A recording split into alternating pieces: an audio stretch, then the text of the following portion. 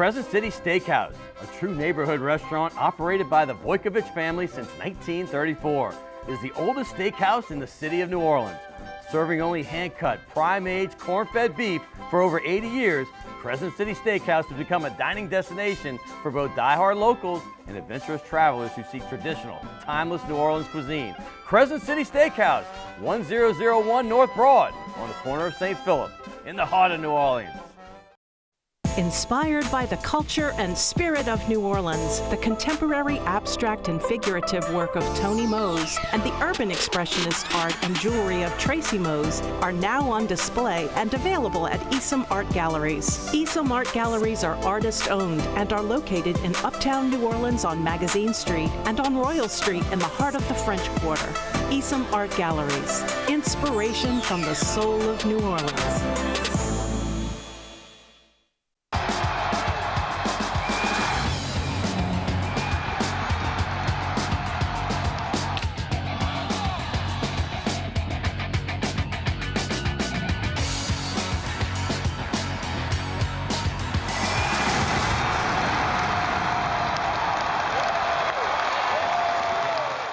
Good evening and welcome to Primetime Sports. I got to tell you, I love this time of year because all the sports are starting to converge right now. But let's talk about the news of the week locally. That's right.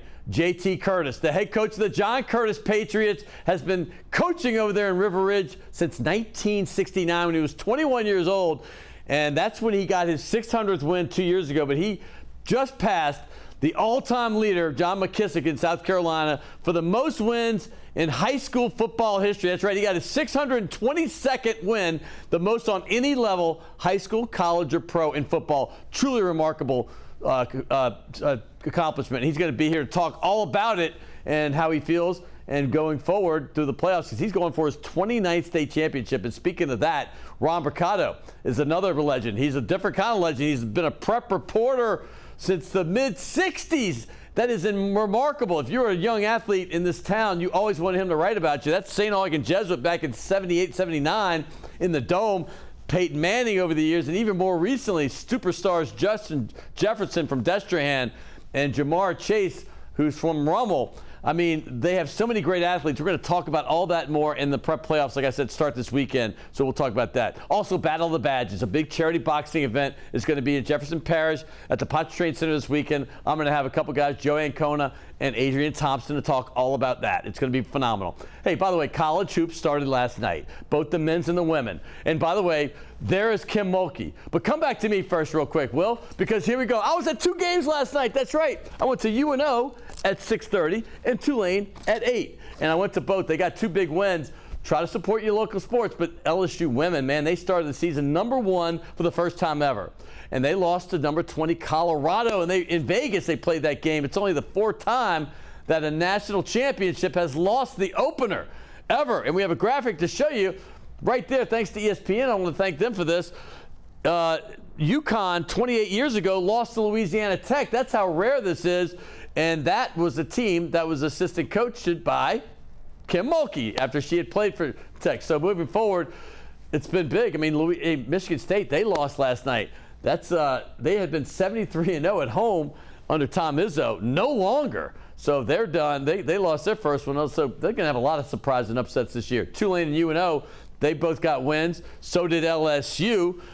Your boy, Sion James, who was here on the show last week, got 21. UNO's Jordan Johnson right there got 17.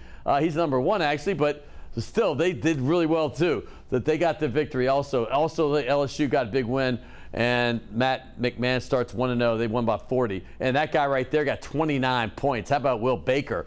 He's a native of Austin, but he went to Nevada, and now he's here. But moving forward, the Pelicans, they lost 2 in a row, but I got to say this. Jordan Hawkins is a find. This guy got 31 points last night. And Nikola Jokic, who you saw a second ago, he's got a triple-double again. He's 4th all-time, passing LeBron and Kidd. But moving forward, how about LSU star Cam Thomas? He got 45 points last night. This guy teams up with Ben Simmons in the backcourt, another LSU guy. They're going to be good. And also the LSU football, they took it on the chin hard against Bama. You call it what you want. I call it targeting, but other people might not. But LSU led 28-21, and they end up losing this one. And moving forward, Tulane got to win. The Saints got to win. Things are looking up right there, and the Saints are on a 2-game win streak, first in the NFC South. Hey, we got a big show for you coming up next, right here on Primetime Sports. Can I tell you a cat joke? Just kidding.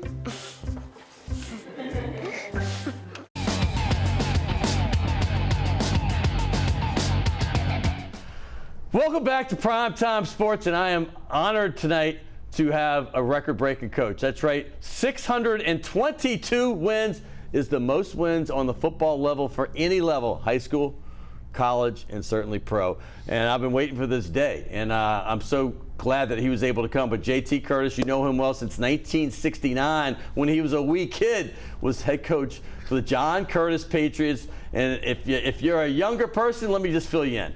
From year on year, when they were playing AA, this team was getting championships, undefeated seasons. They've got 28 over the years, countless number of runner-ups. They've kept moving up in class. Now they're in the Catholic League, and they're competing just as good as they were in AA. This is a legendary team, a legendary coach. They were #1 in the nation in 2012. Probably could have been for many other years as well, but this is a treasure we have here in the city of New Orleans and River Ridge, of course, where John Curtis is. But welcome back to the show, JT. Thank you, Scott. I appreciate it. From the bottom of my heart, congratulations. Thank you. I don't know if you ever got to meet the guy's record you broke, John McKissick.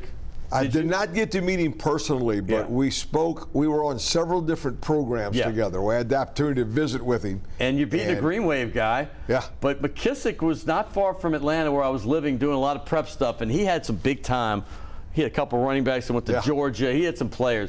And I remember when I met him, like, he seemed very old, right? I mean, this was in the 90s when he probably was still in his 70s or maybe up for 7. But he just seemed like, and then I knew you. I come back, and you're still lifting weights with the team. You're pumping out. And I'm like, JT, at this point, had like 100. You were about 100 wins behind. And now this week was special because you played a powerhouse team. Obviously, Carr has been one of the great programs of the last couple decades. Bryce Brown has done a phenomenal job. But talk about the moment. Here's some stuff from that night, 622, and just talk about what it meant to you, Coach, because I know you don't do it for these accolades. You do it for the kids. You're a true coach who cares about his kids and former players and stuff. So what does it mean? Well, I told a number of people that called, obviously, back going all the way into the early 70s, and those young men calling who are now grandpas, unfortunately for me.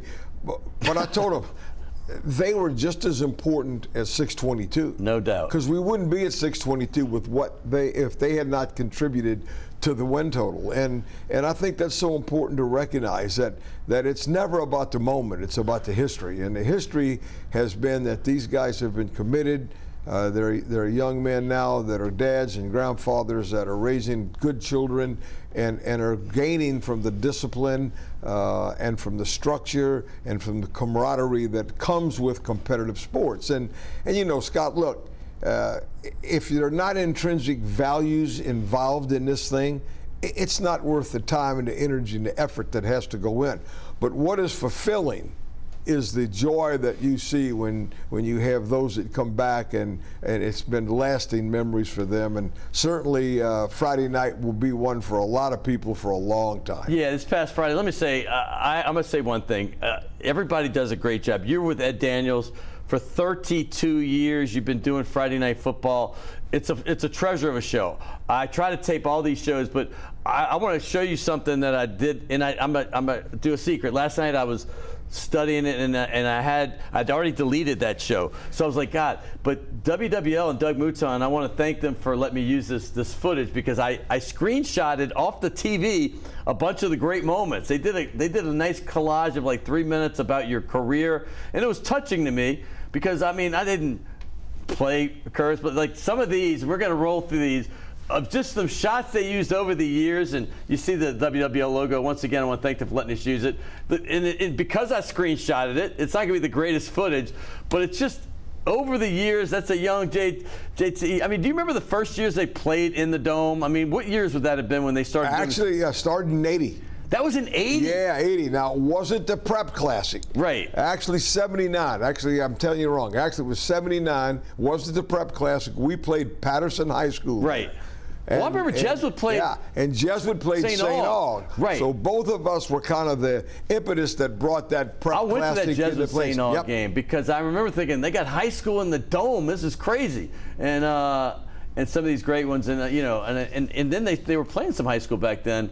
That kind of was the impetus. But when did is that your dad? That's my dad. That's your dad. That's why I wanted to pull this, and thank you, Will, for bringing that one up. Because I remember your dad when I went to your day camp, because I was trying to decide on where to play in high school for basketball and stuff. And I'm like, I went to your camp all summer. Corey picked me up every day, Coach Corey, and I went out there. But your dad had that big old lionfish in his house. That's right. They go, don't big fish tanks. Don't put your hand in the tank. that fish will kill you. I just remember that. But your dad was great, and you obviously took over for your dad, and he started the school, right? That's correct. He is John Curtis. He is the John And Curtis. what's the T for? Thomas. John. Are you John Thomas? We're all the same. I have my dad, myself, my son, and now my grandson are So all is Jeff John Curtis, Thomas. who was mentioned on the show last week, is your second son or something? Jeff is my second son. Right. Yes. And he played quarterback at Tulane. He played quarterback for us, and then played quarterback at Tulane under Coach Stevens and under Coach Bowden. And really, his mentor was Rich Rodriguez. He and Rich are still very close. And so, I know Rich is at Jacksonville State now, but we do every weekend. I was just with Rich a couple years ago when he was at Arizona, because we do Pac-12, Big 12, and Big 10. Right. Rich Rod is one of my favorite dudes. And I know a lot of people questioned him not getting the job when he was the offensive coordinator of that great Tulane team in '98. But I had Jimmy Ordino, an offensive tackle, on the show, and he brought up Jeff Curtis unsolicited. And I said, man, I did not know this story.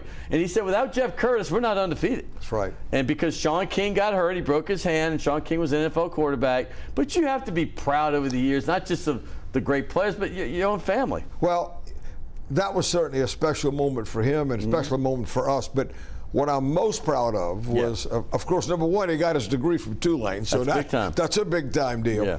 But more importantly, in terms of life lessons, he was a team guy. Yeah. He just did his part. And when his opportunity came to make a difference, he stepped up and was able to perform.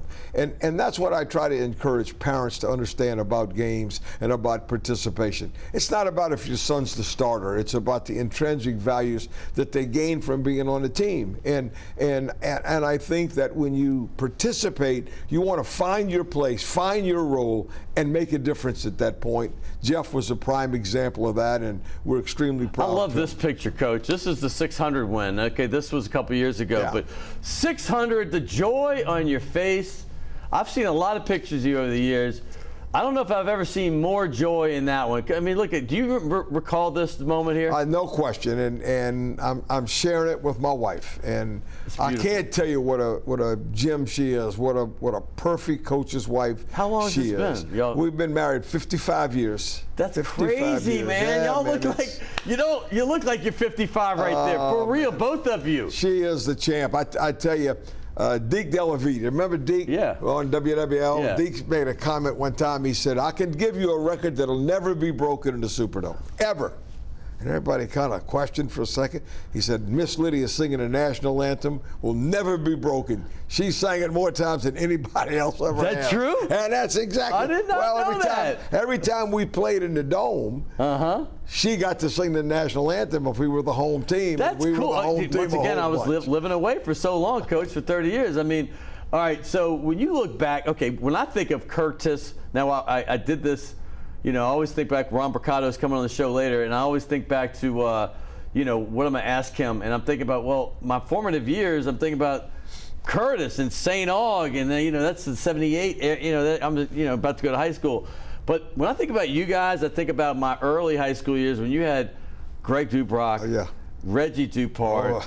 I mean, I had friends that played at Newman. I had friends that played at Country Day, and they were scared to death of y'all. They're like, oh, my gosh, St. Martin's? You're talking about some really quality players. Matter of fact, Reggie and his wife were in yesterday to visit. Is he still in town? That's right.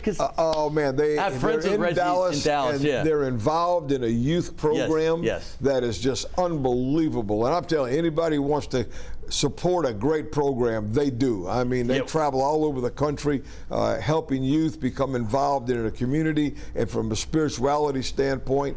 We just inducted Greg Dubrock into the Hall of Fame. What took so long? And that guy was he was a fabulous and a better person. Running back and linebacker. He'd knock your socks off and he'd pick you up and shake your hand. And shake your hand at the same time. Pat your butt and say, go ahead. I didn't mean to hurt you. LSU legend, Dubrock. I mean, for those of you who don't know, Reggie Dupart replaced the Pony Express at SMU. Right. This is your father's SMU. This is when they were in the top 5 every year. They were paying very well back then with Eric Dickerson and Craig James, who I worked with for years as well. I told Reggie the other day what they were doing back then is what they've made legal today. It's all legal now. It's all legal today. It had been no killing of the program. It was all what they were doing. But Reggie certainly was a major part of that era. And again, the reward is to see how he has given back. So many great human beings, man. Oh, first-round pick with the Patriots, and he played 6 years, and he retired after 6. And I said, Reg, you don't want to go another year and make that money, man?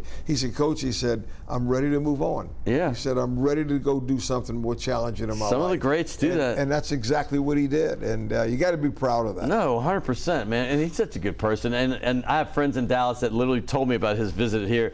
And you said, because we've been flirting with him coming on the show for a long time. Just let me know. He'd love to come. I'll get it set up. I love it because I like to celebrate the people from here that do stuff or the people that come here and do stuff. And he's certainly one of the ones that is from here and did a lot of great things. So this last run since you've been in the Catholic League, right? Mm-hmm. Okay. I think a lot of viewers would like to hear, like, how's this experience been for you? Was it what you expected? Each week you're facing a team that's just the Brother Martins and the Rummels and the St. I mean, they can go on.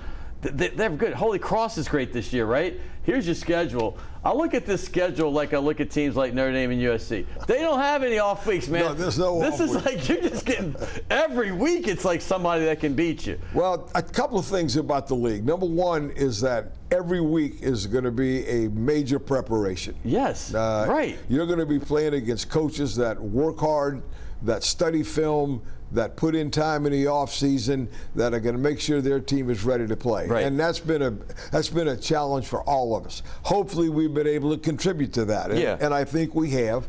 But it's the best run league I've ever been in because the interest of all of the athletes is important, not just football. The same emphasis on their bowling, the same emphasis on their track and field, sports, man. The same emphasis on their swimming. They care about the kids that are in their schools, and I think that's what makes this league uniquely different. And I want people to realize that if you're a casual, don't know, y'all have become really good in everything. I mean, y'all are really good. I mean, I went to a game last year in basketball. I'm like, golly, the baseball team rolling.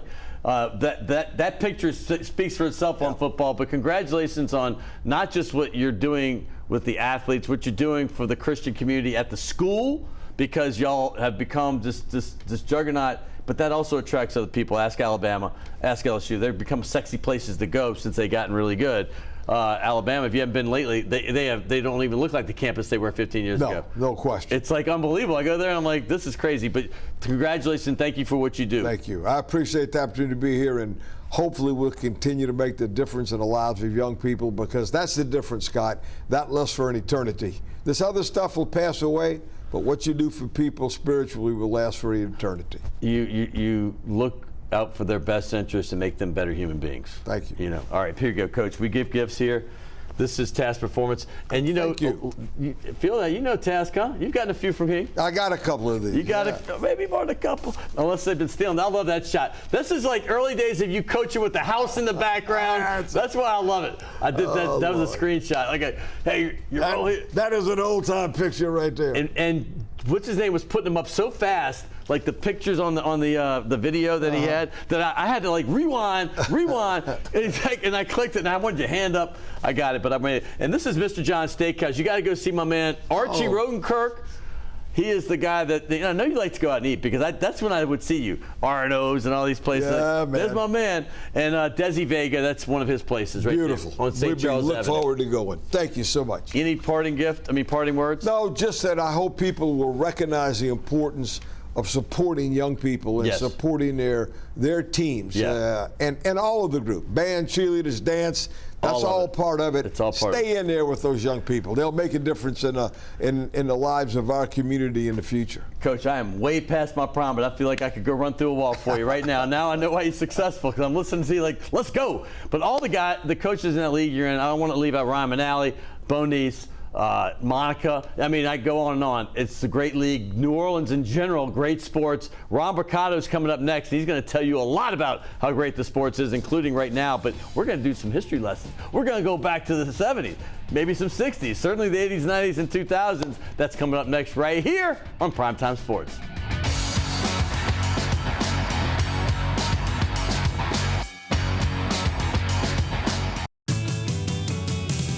Rock and roll will never die. It's old New Orleans, my oh my.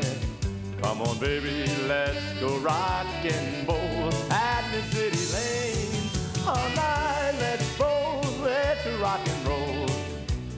Baby, do the rock and roll at mid-city lanes, the home of rock and roll.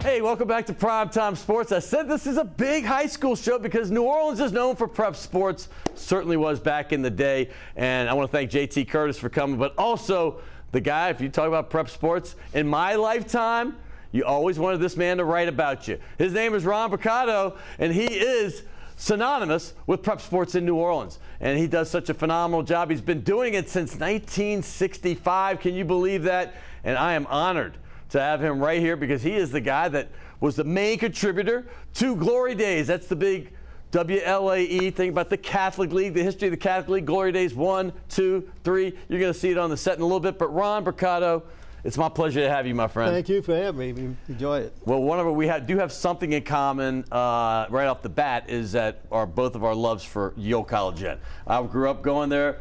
My dad would drop me off at practice over at Carrollton Ballpark. He'd say, walk on over. I know it's in a different structure, but it's right in the same big area. But you did all the athletes on the wall. They take your input, and I would lobby for guys like Jim Tillett, who led Dallas out of 41. He goes, and the owner, Johnny Blanchard, would be like, we got to run it through Ron. We got to see if Ron can do it. But the wall is one of my favorite things about all the greats. The Will Clarkson goes all the way back to like the Laura Sells, et cetera, of the day. Great athletes. Oh, thank you. Yeah, I wanted to start a Hall of Fame. It's always been in my mind. We should have a prep sports Hall of Fame somewhere. I couldn't think of where to do it. I just happened to be at College Inn and ran it past Johnny. He says, well, do it here.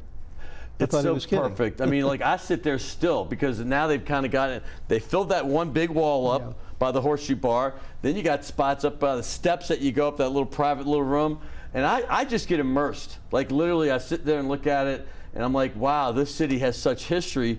And you are one of the guys that has brought that to the forefront, and I want to thank you for that. Thank you. I was trying to get him to change the name to Ye-O High School Inn, but he wouldn't do it? Not enough plaques yet. I guess they had too much history and tradition there. But listen, when you got into it, did you think that this was going to be a lifelong thing for you? Because you started, like I said, in 1965 writing. I know you weren't right here when you did that, but did you think you were going to be doing prep sports your whole life? No. Matter of fact, I got into it because somebody died. Wow. I just had been discharged from the Air Force, and I had family in Orange County, California, and I went down there and said, I'll make this my home for a while and look for a job. I was in public relations in the Air Force, and part of my job was to write for the base newspaper. And so I looked around. I found an ad in the Anaheim Bulletin, circulation 12,000. You saw an ad, okay. They're looking for, they had 12,000 in Anaheim? They're looking for a general reporter. So I applied for it, got it, and within 2 weeks, I was ready to quit. I mean, I didn't like it. I had to go to little old ladies' tea parties, and I did cover a plane crash. And I didn't know the city ordinance from second base, being from New Orleans. Right. And I'm thinking, oh, this isn't working. What am I going to do now? No one talked to me because I wasn't from there. You're not from there, right? Yeah. So one day I'm in the lunchroom, and the sports editor comes in. Well, he's in his 40s, a little frail guy named Len Handel. And he sat down and he says, "How are things going?" And I said, "Well, not too well, Mr. Handel. I'm not doing too well. I'd really like to be in sports." And he said, "Well, you know, you're a good little writer, and if next year the Angels are moving from there. Los Angeles to Anaheim, and I'm going to be the beat man." Well, he had an assistant sports editor who was 21 years old. Yeah. He had another kid who was 20 years old, and I'm out of the service 24. Yeah. And he says, "I'll tell you what I'll do. If you can hold on 1 year, I'll be looking for help." He didn't promise me a job. He says, "But I'll consider you." I said, "Okay, thanks." Didn't think anything of it. It was a Friday. Well, that Monday when I drive into the parking lot, the 20-year-old calls me over to his car and he says, "Understand you want to get into sports." 20-year-old's telling you this. Yeah. Okay. I said, All right. I said, "Yeah, boy, do I." He says, "Well, looks like you're going to have your chance." Len was covering a American Legion baseball game. It was struck by a foul ball line drive. Oh, wow. And they didn't expect him to live. Oh, my God. He died 3 days later. I'm in sports. Wow. That's how that's how my career That's a started. tragic story. It is. That's how you got started. I think about that man all the time because it wouldn't have been for him. That's touching. Yeah. That's touching. So it's tough to go off of that one, but how'd you get back home? I mean, like you got home and what'd you do next? What happened was the 21-year-old became the sports editor and didn't do too well. The 20-year-old joined the Marines, and they brought in a new sports editor. Well, the 21-year-old quit, and I was the assistant sports editor of a two-man staff. Wow. And so after a year, I decided I wanted to come home. I had applied for a job at the Times-Picayune. Bob Ressler, who was the sports editor, Ressler, yeah. told me, "Why don't you come down and interview?" So I borrowed money from my stepfather, came home, called the Picayune, made an appointment, not with him, but for him. When I got there, he had forgotten about it. Oh, my goodness. He hired Will Pennegy. All these names, man, these are all legendary. Who was in high school with me. Oh, wow. At McDonough. At McDonough, right, Yeah. John McDonough. So I go to work for Rubenstein Brothers in the Madison shop selling clothes, and football season starts. And I hear about this kid named Butch Dewey who's supposed to be phenomenal. So I decided I want to go see Butch Dewey play. And it was the first game of the season. It was Holy Cross against Nichols High at City Park Stadium. It wasn't Gormley at the time. And I went to the game, and 10 minutes before kickoff, the darndest rainfall hits. I mean, you can't see the field. Everybody in the stands is going under the stadium. And the game starts. Back then, they didn't have no lightning delays. No, there's nothing. And the game starts, and I'm saying, this is crazy. I came to see a football game, and I'm standing under here with all these people. Well, I have my California press card, and so maybe I can wangle my way into the press box. Little did I know, all you had to do was walk in there. Right. First person I see is my high school football coach, who remembered me. And he asked me what I was doing, and I told him, and he says, "Well, you ought to call Pete Finney. There's a job open at the States Item." You're kidding me. This is how this happened? And so this is great. The great Pete Finney, who now his son works with you. Yeah, so I called that Monday when Pete answered, and he says, "Yeah, we do have a job opening, but I'm not the man to talk to. It's Art Burke, the executive sports editor." And so I spoke to him, and he told me to come on down, and he put me on for 2 weeks as a stringer. The pay for a stringer was 25 cents an inch of his stories. I wrote the longest stories on the on the dullest things. You're putting Dostoevsky out there for him. All right. I got a few inches here. A couple of weeks he was satisfied, and I said, "Oh, by the way, I take my own pictures too." And so that's pretty phenomenal. I've noticed that you take your own pictures. The Anaheim Bulletin was very small. Right. We not only took our pictures, we laid out the page, we wrote the headlines, we edited the more copy. you can do, the more indispensable you are. And that's what we do today at the Clarion Herald. Television. Yes, Clarion Herald. Listen, I get that completely. I mean, I tell people when they're coming up in the business, learn how to shoot. start directing, producing, do anything, do stats, do graphics, do anything. Just get in the door. That's all you want. That's how you got in the door 55 years later. Here we are. Yeah, 58 years later. You can fall into something, Well, let's talk about this because when I think of you, synonymous with New Orleans sports, period. I left here for 30 years and I'm back. I've been back a decade. So when I look at my first thoughts of like great teams, I'm just throwing this out because my first thought goes to when I was junior high, or not even that, maybe 6th, 7th grade, 5th grade. I think of St. Aug football, man. I think of Otis Washington. I think of that great St. Augustine Purple Knights team, or St. Augustine, I like to say, I should say. But there he is right there. I think of that game against Jesuit in the Superdome, maybe just a few years after the dome was built. But for you, a guy that grew up in the shadow of St. Aug, right? And you went to John McDonough, 2 legendary schools here. Like, I don't want to put pressure on you, but what's the first great team you can think of that comes to your mind when I say that? Well, you're right. It's hard to say. Because there's so many. Yeah, there's so many. I'll tell you, the greatest basketball team I ever saw that didn't win a state championship was Booker T. Washington's 1971. Jordy Holberg might disagree. They were a couple free throws away. But Booker T. Washington didn't win? No, they didn't win the state championship. I think a Rumble in 78 because I was, that was my... Well, Rick Roby, Brother Martin, right before that. Yeah, Rick Roby. But you did this Catholic. I want to bring this up before we lose time. This thing right here is the glory days, and these are 3 of them. It looks like we're trying to sell them. We're not, but if you do want to buy them, they're not going to not take your money. But and there's your book. It's called The Golden Game. When prep football was king in New Orleans. I think that is phenomenal. You wrote that like 20 years ago, maybe, around that? Yeah, I wrote that, I think, 2002. And there's the glory days. But this is you, man. Your high school football, your high school basketball, your high school stuff here. So when I go through this, I'm just going to throw some things out. Sure. And I'm going to start with let's go recent. Like when you think of this Carr team now, I'm not talking about now this year, but when you talk about the last 20 years or 15, so I look at that, John Curtis is another. John Curtis, since I was a kid, has been doing it. JT has 28 titles, as you know. But the fact is that, what about this Carr team? Because I look at them, since I've moved back, that has been one of the powerhouses in our city. And I know that on the West Bank, but they jumped in the Catholic League this year. They might not stay, who knows. But the fact is, how would you rate their excellence to some of the other legendary teams? Well, traditions are made by winning. Yeah. And when you win, everyone wants to go to your school. Sure.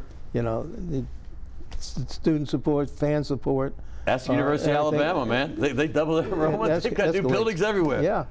And so they had a lot of good players. I think when Jabbar Jalouk really got it started after Don Watney. Yeah. Jabbar, I believe, was also the admissions director at the school. Helps. Hey, he could handpick his players. It doesn't hurt. I do admissions and coach. Come on in. And and so they were very successful. Bryce Brown has been great. Yeah, he has. A lot of kids didn't want to go to Landry. Right. So they opted for Carr. Perry Walker was on its way to be closed. Right. And I used to call games in 2014 for Cox, obviously CST and all that. And I remember Walker Landry. I think they had just become that. They were rolling back then with Emmanuel, I think, as a pal. Yeah. They had a good thing going, but I know Carr was that team just lurking. Warren Easton's had a great tradition. Well, you see, in 1970, Berman was a school in Algiers. Yeah, right on. They became a junior high again. And Walker opened, and they were a powerhouse for several years.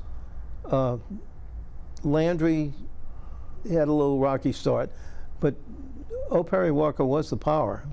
And Carr was their feeder school. Right. And when Walker closed, those kids went to Carr, and they were already talented. I can only reference stuff in my lifetime right now. I know you're a historian back to 1896, which I love that. I'm that way in baseball.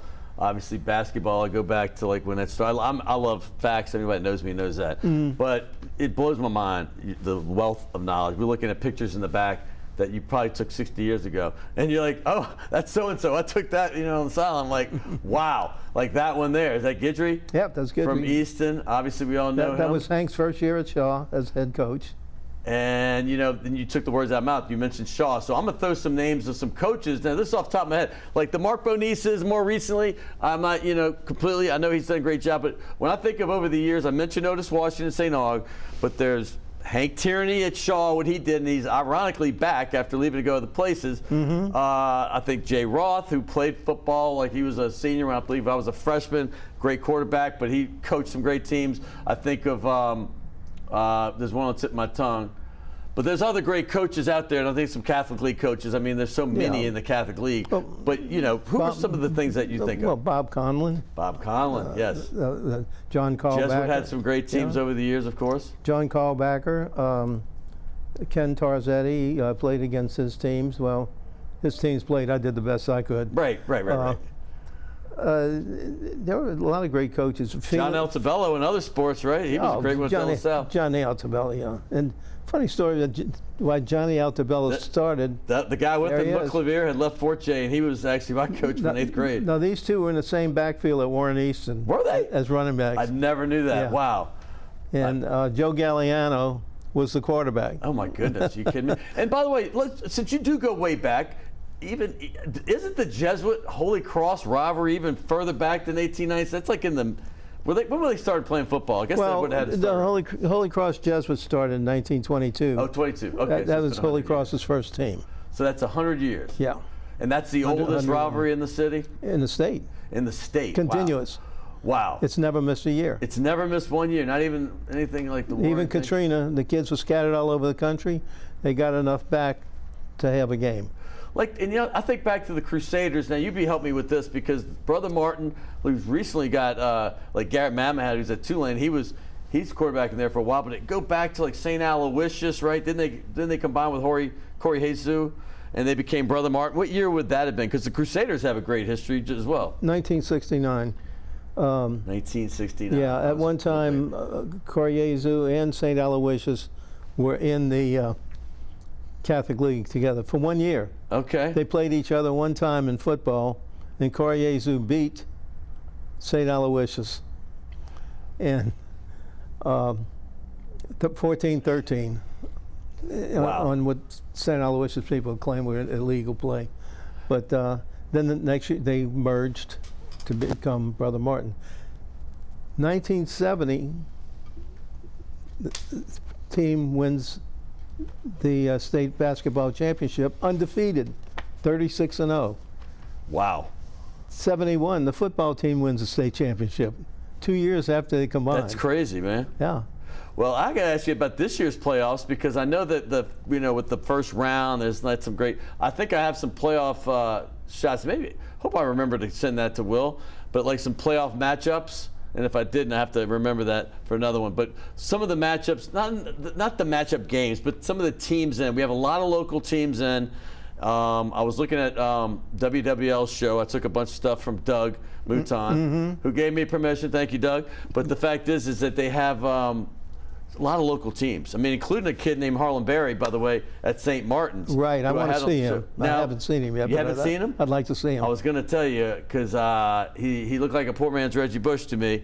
Maybe he's more straightaway, but he also has that move thing. Maybe not as quick as Reggie, but yeah. The fact is the kid can play, and it's interesting. Some of our greatest players, like the Odell Beckham Jr.'s and the Peyton Manning, Eli Mannings, and Harlan Berry. Some of these guys go to these little private schools, and John Curtis was one at the same time. But when you think of the Super Bowl, history and background of guys like the Mannings and Odell Beckham Jr. and what they've done, and now Justin Jefferson, and obviously Jamar Chase went to Rummel and Destrehan. There's some greatness that comes out of the city of New Orleans. I know we have some shots of these guys in the pros. Look at Justin Jefferson. He was #1 pick in every fantasy draft across the country. I don't care which one. He was #1 pick, and Jamar Chase was never picked any lower than 5. That's saying something.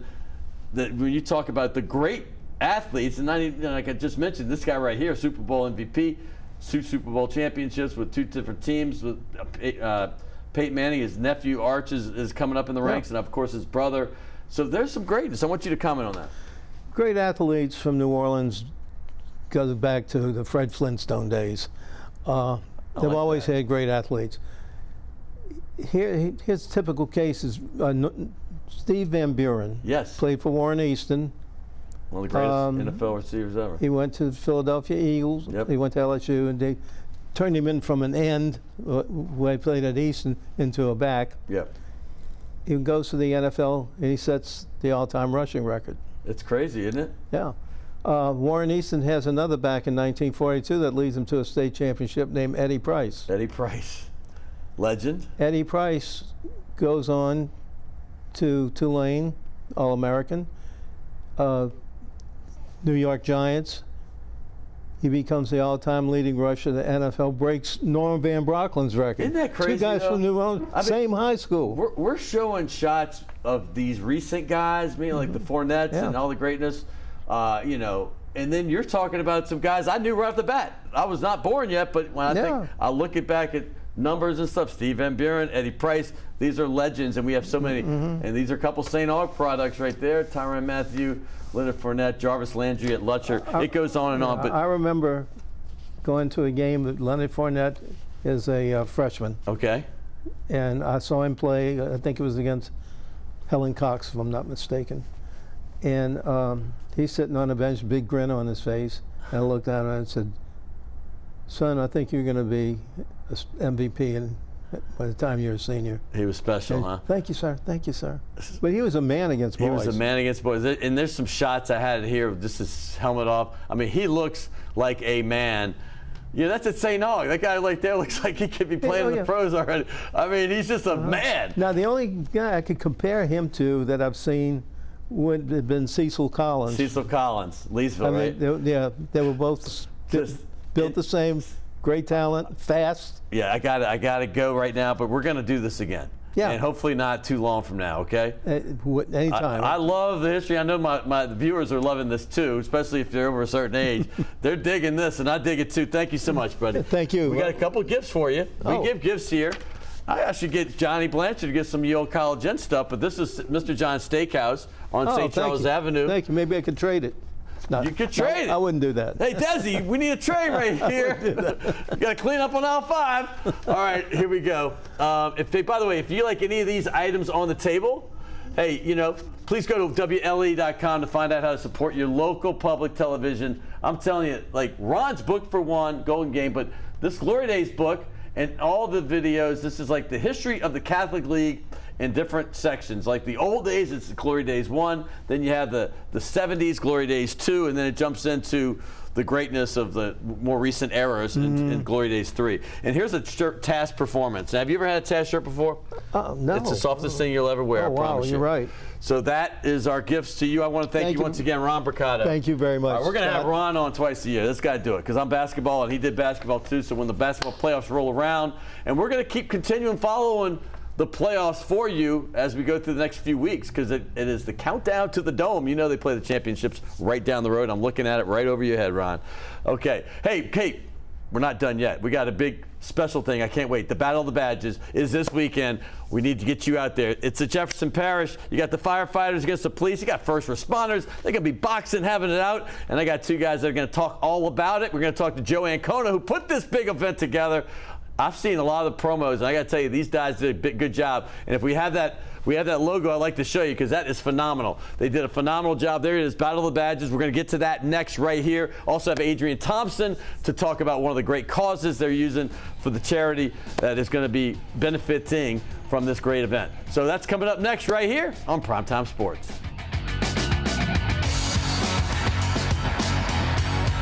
Max Durbus Realtors has been providing commercial and industrial real estate services to its clients for nearly 100 years. Since 1934, Max Durbus has been locally owned and operated throughout the greater New Orleans area, including the North Shore, Hammond, and even the Mississippi Gulf Coast and beyond. We focus on your commercial real estate needs so you don't have to. More information is available at 504-733-4555.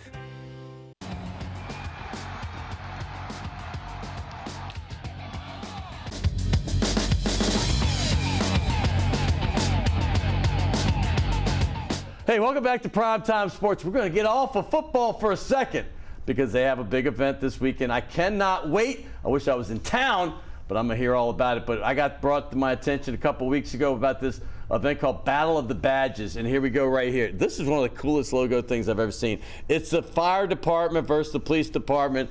It's a boxing event, and it's going to be this weekend. We'll get into particulars in a minute. It's going to be Friday, November 10th. My mother's birthday, may she rest in peace. But we're going to talk more about that with the two guys I have with me. One of them's name is Joe Acona. He is a Jesuit class of 76 guy, and the other is AdrianThompson, Chalmette class of 96, 2 decades apart. I'm right in the middle of there somewhere, but here we are. Joe. How you doing, man? Welcome to the show, my friend. Thank you for having me on. Adrian. Scotty. Adrian was one of the great fans for the NOLA Gold. And, you know, they had a little mishap. Not anymore. But we'll just leave it there. I love Adrian. But I want to start with you, Joe. You started this event, and first of all, fantastic job with this. I think when I first got the picture, I'm like, whoa, I don't think y'all could have done any better, because Adrian sent it to me, and I was like, this is very cool. But this is an event that it's been in the works, I imagine, for a while. Give us the genesis of how this idea got started. Well, I've been doing combat sports for a while, and the commissioner was pretty pleased with what we've been doing. And the athletic commissioner in Monroe. Okay, Monroe, Louisiana. Okay. Yeah. So the guy who started Battle of the Badges, his name's Dennis Wall. He started it 19 years ago, and he's been talking to me about it. So I went and saw it last year, and I went and saw it this past year again. And Ricky Norris, the commissioner, asked me Joe, you need to look into this, man. I think you'd really do a good job down in New Orleans. Okay. So I met with Dennis. We worked out the terms, and I said, you know, I would love to do this. I went to the show this past August in Monroe, and it was the most friendly, non-hostile crowd in the audience. Has it been continuous for 19 years? You said it's 19 years. They've been doing it every year, so it's a big charity event, right? Yeah, in Monroe, yeah. And you decide, hey, I want to bring it to New Orleans or Jefferson Parish area? Absolutely, yeah. And I saw a promo with Joe LaPenta. Yeah, Joe and Brian, yeah. And Brian, listen, now what is Brian's role with the fire department? Is he the head of it? What is his deal? He's a fire chief before. I'm not sure what he is but right now. They were cutting up, man, and they were both kind of like doing this, and Joe's like, I'm ready to get some rounds in. Let's get a round in now. But basically, and correct me if I'm wrong, I did some research and I saw maybe a first responder or two, but its basic tenet is that it's the police department versus the fire department.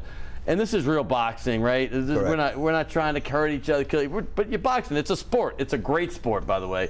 But I want to say something about you in particular. Now, I always wonder this because I don't watch a ton of MMA and all that, but I see it sometimes. I wonder, these guys because boxing is more, you know, they call it the sweet science, right? I make no bones about it, and here's some of the guys who's there. But I was going to boxing with my dad in 1978, man. I mean, I was doing the Spinks and Ali thing, and then it was No Mas with, you know, all these great events. I fell in love with boxing. I remember Friday night they'd have free TV, no pay-per-view. Yep, it would be like fights. Yeah, HBO Foreman, Ali, Frazier. It was a big deal on NBC. It was like 80s and 90s, yeah. That's the 70s I'm talking about. Well, yeah. That's the 70s. Correct. Pay-per-view came around in the 80s. I know that. Yeah. But the fact is like, how do you get into? Were you a brawler at all? Like, I know some of these MMA guys tell their story and they say they used to grow up fighting a little bit. And did you ever get in some fights and that's how you got started? I had to take the public school system back home from Jesuit. Yeah. And in our neighborhood. Look at you, baby. Look at you right there, dude. In our neighborhood, we had I would get picked on when I'd come home after wrestling practice. Yeah. And I got tired of getting beat on, so I told my mom I want to learn how to fight. So there was a little a Japanese karate school off Turnbull and Veterans Highway in Metairie, and I started in '72 in martial arts. And then I ended up getting my black belt in '77 after I left Jesuit. Oh my gosh. But I learned how to fight. You learned how to fight. You looked like you could still do it if you needed to. Yeah. But you did all kinds. You like martial arts, boxing, karate, obviously, yes. All of it. Yeah. I love all the combat sports. I think it's one of the most, you know, positive things for self-improvement there is to do. You know, not that I'm not a team sport guy, but I like knowing that I went out there and did it myself, and it was me who did it. That's nice, man. Yeah. You know, I love hearing that from perspective of a fighter, a boxer, because it's not, everybody thinks it's like, hey, it could be rough, it could be barbaric, but it's an actual sport. I mean, there's a lot of science that goes into it. I want to get more into the event and what you're doing with it, but what I also like about this is for charity, and I know you have several charities, and we brought one of them with us, a guy I happen to know, AdrianThompson, Anna for Paws, I want to give you the floor right now for a few minutes to tell the story about Anna for Paws, why it means so much to you, and what going to this thing can help with your obviously your charity.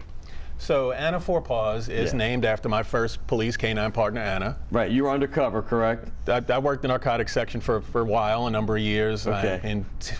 Am I not supposed to say that? Okay. A little better than a decade ago, I started working a police canine partner. I work two now full time, but Anna was my first canine partner. Right. So in 2015, she suffers a little on-the-job injury. She's cut across her face. Right.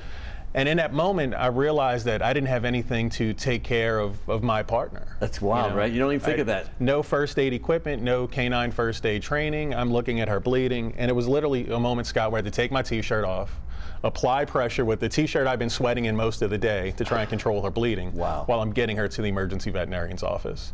So in that moment, I'm thinking someone should do something about this. Right. You know, why don't we have this equipment? Why don't we have this training? So my subsequent thought to that was, well, why isn't that someone me? Right. So it planted the seed in my head. I didn't take action right away. Fast forward a couple years, Anna suffers a second injury at work. She blows an ACL. She has an athlete's injury. Right on. Yeah. She's medically retired due to that injury. That's your newer one, right? That's Anna. Okay. That's Anna. Now, real quick, is this Anna? I met you in 2018, late, maybe early 2019. You were coming to the office. Was that the dog? That's the dog you were bringing. Anna used to come to the office. The sweetest dog. That dog's leading undercover ventures for drug busts. I mean, she really is. She had a great personality, but she had a rough and tumble side as well. She had a great rough and tumble side, which we loved. A lot of personality in that. I've had labs my whole life. Is that a retriever or a lab? That's a lab. That's right? a lab. Yeah. And I've had a couple yellows as well, but the one I have now is the opposite. I mean, I've had a lot of alpha labs. This is the most submissive. I go to the dog park and my dog is like, just wants to be loved by everybody. Oh, she's the boss. So I have a Belgian Malinois and a Czech Shepherd at home now, both working police dogs, and she ran that house. Yeah. She was the boss. You've been doing this for 25 years, man. 25 years in law enforcement. It's very cool. I met you, like I said, about 5 years ago, right? Because I started working NOLA Gold about this time in 18 and stayed for about 2.5 years. And I just loved your whole, your enthusiasm for what you do, no matter what it is, whether you go to the games, support that team, whether you do your job. And when I didn't even know what you did for, because I guess you were, just didn't talk about it. Incognito, and I probably blew your cover here. I apologize. But the fact is this means a lot to you. This Battle of the Badge. You're the one that got me first hearing about it and involved. I'm incredibly passionate about Anna for Paws specifically, but this event also. This event will benefit several charities. We've got an injured deputy in Jefferson Parish right now, Dante Vega, that this will benefit. Several other causes, and certainly ours as well. And people, I think they think they take it for granted. They realize it when someone gets killed, but y'all are putting your life on the line every single time you go out. Every single time. That's why I love what you're doing with this event, because you're supporting these people and their causes. And what got you involved? Our JT Curtis, who was here earlier, he's in Jefferson Parish. I mean, these are people that take care of a lot of people, and we need to be grateful for what they do for us. Absolutely. I've been coaching police and firemen my whole life. A lot of students, a lot of deputies have come through my gym, and I'm very proud to see what they've become through it, So you taught them some combat stuff and how to protect themselves? That was really my relationship with the Jefferson Parish Sheriff's Office my whole life. I've taught a lot. Myron Godey is one of my best students. So you knew Newell, who was in your class at Jesuit, right? Newell. My mother taught Newell at St. Philip. Well, I was at WWL with him for over a year down the road, so I love Newell. I mean, he's great. And he loves to talk about that class of 76. I tell you, Mike Girlando, I'm going to give him a shout out. It was a great class. One of my favorite guys. I go to dinner with him and John Brady frequently, and he talks about his class of 76. It's funny because I went to De La Salle, and we have like all class reunions, and that class of 76 has their own coasters. I don't know what it is about that year. Not coasters, Huggies, koozies. And I'm like, that must have been a strong year all across the board, because I look at the class, I said, that was a pretty darn good class. Gary Lorio, Jordy Holtberg, and I'm not just talking athletes, some of the leaders of our city. But as far as this event, I want you to give some specifics about this and how people can get tickets, where it is. So I'm going to give you the floor for that. I want you to just say, hey, this is where it is, and I guarantee it, people are going to want to come to this thing. The fight's this Friday night at 7 p.m. Doors open at 6. It's a fight mostly between a fireman and policeman, but we do have several EMS in it, and we have some military in it also. Okay. Right now we have about 17 fights lined up. That's amazing. Yeah. So it starts from like 6 to what, 10? I mean, how long are these 6 things? to about 9:30, 10, yeah. Right, that's perfect. So where is it now? It's at the Pontchartrain Center at 7 o'clock this Friday. And for people not familiar, maybe from Orleans Parish, where exactly is the Pontchartrain Center? Pontchartrain Center is at the end of Williams Boulevard off the Interstate 10. So you exit north Williams I-10 and go all the way to the end, to the lake. It's right on the left. Oh, to the lake. Okay, 45 Williams Boulevard, right? Yeah, 45 Williams Boulevard. Tell me more about like anybody, is Joe LaPinto getting out there? We're going to see him? Joe will be there. Brian Adams, fire chief. Joe LaPinto, the sheriff. We're not going to get around between those two? I don't know, man. They've been talking about it on TV. I mean, they're talking some smack. I mean, we got to get one round out of them. How long are the fights generally? They're three rounds, minute and a half each round. Okay. And and they wearing headgear and 16-ounce gloves. It's a safe, fun event. Yeah, this is a fun thing regardless of everything. I mean, the boxing is a great sport. I mean, listen, I know MMA is kind of taking over these days, and I think, was it you that said that in 1981 that one day MMA or martial arts kind of fighting is going to take over? Because it kind of has. I said it in 95. In 95. 81 is when we started kickboxing here. Okay. That's when I got my license to promote in New Orleans at the age of 23 years old in 1981. And that was PK, karate, or kickboxing. And then in 1995, I lobbied with the state and got MMA license, sanctioned, and regulated in 1995. And then that's when I said, guys, this sport is going to be very, very strong here in the next 20 years. And now it's taken over. Yeah. That's kind of wild, man. I mean, it really has taken over. I mean, like the kids today, like my kids are in their 20s. I mean, they don't even know boxing, really. They all talk about, hey, I remember being on a trip to Florida, and it was like Conor McGregor was big at the time, and we got to see Conor McGregor. I'm like, really? It's big, and it's gotten bigger, and the purses are getting bigger and bigger in that sport. But don't we have Daniel Cormier? Wasn't he in the? He's in Lafayette. Yeah. Lafayette. He was like the. Dustin Poirier's in Lafayette. We've had a great group of fighters come out of Louisiana. Excellent group of fighters coming out of Louisiana. Angela, who'd you say, Will? Angela Hill? Oh, not Angela Hill from Channel 4. Who's Angela Hill? Do you know? No. Oh, well, that's drawing a blank here, so we're cueing the crickets. But we do give gifts here. This is a little something to get you started at Chez de la Chaise or de la Chaise on St. Charles. Chez de la Chaise on Maple Street. Great spot if you ever come uptown. Thank you. And we got Task Performance. I've been looking forward to this Task shirt. They're so good. You watch the show regularly, I huh? do regularly, absolutely. I mean, either you're a good liar or you do, because you're telling me like weekly, so that's great. I knew you give gifts. We give gifts as well. You give gifts too? This is an Anna Forepaws T-shirt for you. In the olive green, it's it matches the hat. It's a small. What am I going to do? No, I can't wait. Hey, by the way, let me put this up real quick. Anna for Paws, great cause right here. Got the shirt. We don't have the camera angle. We got the shirt. All right, there we go. I appreciate you guys. Hey. Thank you. Appreciate you, Joe. This is a great event you're doing. Scott, thank you for having us on. Hey, by the way, y'all can donate if you want to take care of dogs and for the right reasons. AnnaForPaws.org, right? We are a 501c3. Everything is tax deductible. Everything is tax deductible. There you go. I want to thank everybody for a great show. Everybody in the back, I love you guys. You know you do a great job. Logan and Alex, can't do it without you. Danielle, and of course, my producer, Will Hill, great. And of course, Ron Yeager, Jim Dotson, who run the show over here, and they do such a great job. Don't forget those Glory Days videos that you can get. Those are great documentaries that Ron Brocato was a big part of. Also, JT Curtis is in the Catholic League, too. Want to thank him as well. We'll see you next week right here on Primetime Sports.